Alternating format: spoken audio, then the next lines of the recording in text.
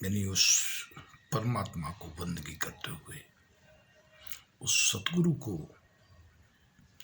चरण बंदगी करते हुए शुरू करना चाहूंगा। ये दो शब्द जो जीवन में सुख भी देते हैं और जीवन को सफल भी बनाते हैं। मनुष्य जब जन्म लेता है तो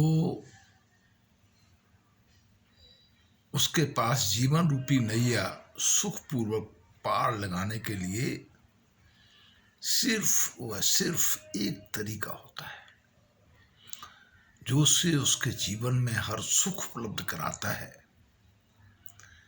और मेरा मानना है कि वह सत्य ही है। सांच बराबर तप नहीं और झूठ बराबर पाप। जाके हृदय सांच है ताके हृदय आप यानी परमात्मा।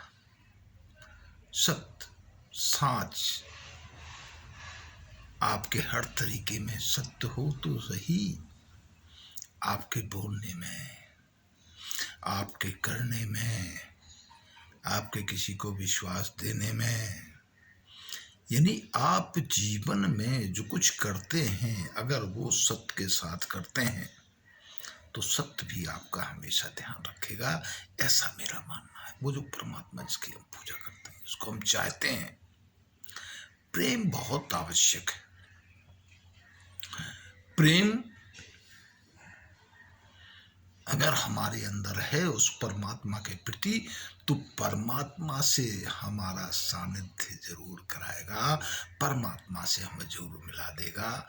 लेकिन वो प्रेम होना चाहिए। इसलिए कबीर साहब ने कह दिया कि प्रेम न बाड़ी उपजे प्रेम न हाट बिकाए और राजा प्रजा जे रुचे शीश दे ले जाए।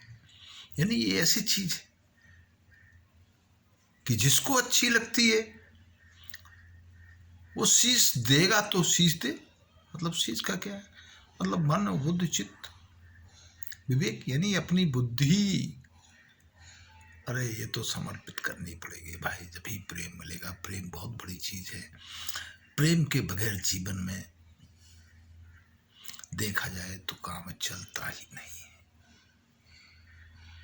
माँ बाप से प्रेम न हो तो रिश्तों में आनंद नहीं आता है। पत्नी से प्रेम न हो तो बहुत बड़ी बाधा उत्पन्न हो जाती है। प्रेम, हर रिश्ते में प्रेम, हर विचार में प्रेम, हर कार्य में प्रेम।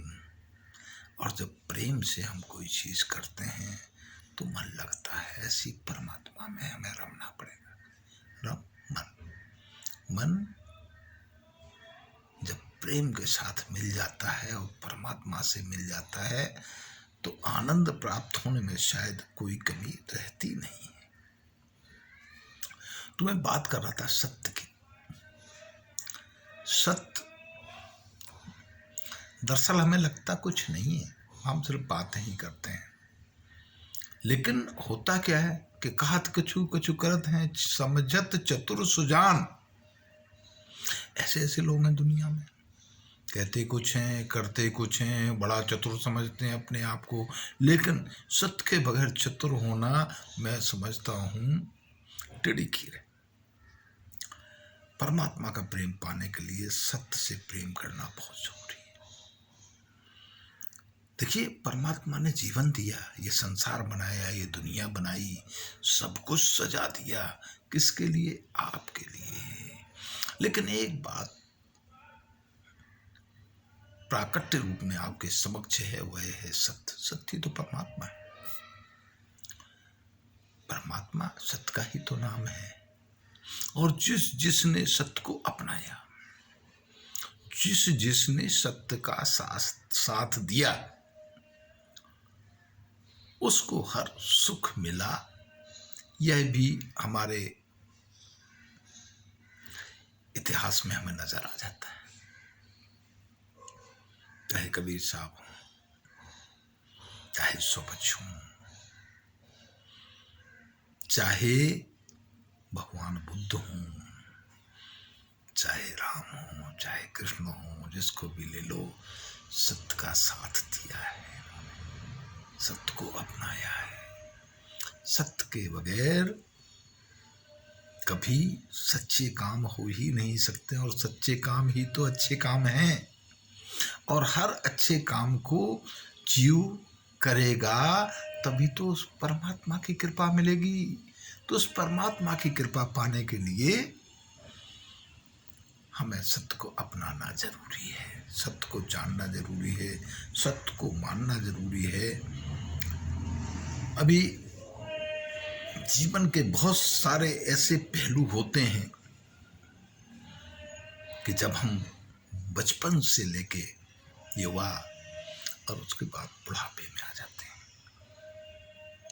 आपने देखा होगा कई बुजुर्ग और बूढ़े लोग बड़ी भर्त्सना करते हैं अपने माँ बाप, अपने बच्चों की। हमारे बच्चे ऐसे हैं, हमारे बच्चे वो हैं, हमारे बच्चे हमारा ध्यान नहीं रखते हैं, बहुत सारी ऐसी बातें। मैं थोड़ा सा भिन्न हूँ इस मामले में। दरअसल करता था सो क्या किया और करके क्यों पछताए। अरे बोया पेड़ बबूल का, फिर आम कहाँ से खाए। समय रहते यदि हमने किसी चीज को नहीं सोचा, समय रहते यदि हमने विचार नहीं किया, तो समय तो अपने हिसाब से चलता ही रहता है। परंतु हम यदि पिछड़ जाएंगे तो फिर दोष देने के अलावा हमारे पास कहीं कुछ रहता ही नहीं है। दरअसल जब हम जवान थे, कमाते थे, हमारे माँ बाप वृद्ध हो गए थे, हम घर में आते थे, उन माँ बाप को दुत्कारते थे, उन्हें ढंग से खाना नहीं देते थे, उनका ढंग से मान सम्मान नहीं करते थे, उनकी शुश्रूषा नहीं करते थे, उनकी सेवा नहीं करते थे, तो हमारे जो बच्चे हैं दरअसल वो उनको देख रहे होते। और देखते देखते देखते देखते देखते देखते एक दिन ऐसा आता है कि हम बूढ़े हो जाते हैं, बुढ़ापे की ओर चल देते हैं, बुजुर्गियत की ओर, और बच्चे जवान होते हैं। फिर वो जो काम हम करते थे वो बच्चे करते हैं। बच्चे सारे घर का बोझ उठाते हैं और हमारी सेवा में लग जाते हैं। उस समय यदि हमने ये ध्यान दिया कि हम अपने माँ बाप का ध्यान रखें, हम अपने माँ बाप को भोजन इज्जत के साथ दें, हम अपने माँ बाप को इज्जत के साथ लिटाएं, उनकी सेवा करें, उनका खटिया बिछाएं, उनकी चारपाई बिछाएं, वो जो चाहते हैं सुख हम उन्हें दें। बस अगर हमने इतनी सोच रखी तो आने वाले समय में वैसी ही सोच हमारे बच्चे रखेंगे, मेरा ऐसा मानना है। और ये सत्य है, तो सत्य ही है, हर जगह सत्य है, हर क्षण में सत्य है, हर पल में सत्य है, हर जगह सत्य ही सत्य है। हम जाने या न जाने, हम पहचाने या न पहचाने, हाँ यदि हमने जान लिया, हमने पहचान लिया सत्य को, तो फिर हर जगह हमारी जय जयकार होगी, हमें सुख मिलेगा, आनंद मिलेगा, और हम जो चाहते हैं जीवन में आवागमन से मुक्ति, वह भी संभव है। लेकिन हमें सतगुरु में चित्त लगाना पड़ेगा, सतगुरु के वचनों को मानना पड़ेगा। गुरु की क्या महिमा है, गुरु का प्यार कैसा है, गुरु से हमें कैसा प्यार हो, यदि हमने यह ध्यान दे लिया तो गुरु छिले से कहाँ दूर रहता है। कथो मत, बको मत, करो क्या करो। वो कह दिया है साहब ने, क्या कहा कि कथ कथ बक बक मर गए और नाहक करिए उपाधि। सतगुरु हमसे ये कही कि सुमरन करो समाधि। सुमरन क्या करना है, अरे गुरु ने बताया हुआ है भाई, उसी का तो सुमरन करना है। और कब तक करना है, समाधिष्ठ होने तक। समाधिष्ठ होने का मतलब है आप सिद्धि प्राप्त हो, और जो सिद्धि प्राप्त हो जाता है, जो समाधिष्ठ हो जाता है, सार शब्द को वही तो पाता है, वही मुक्ति पाने का हकदार होता है, वही कड़ेहार होता है।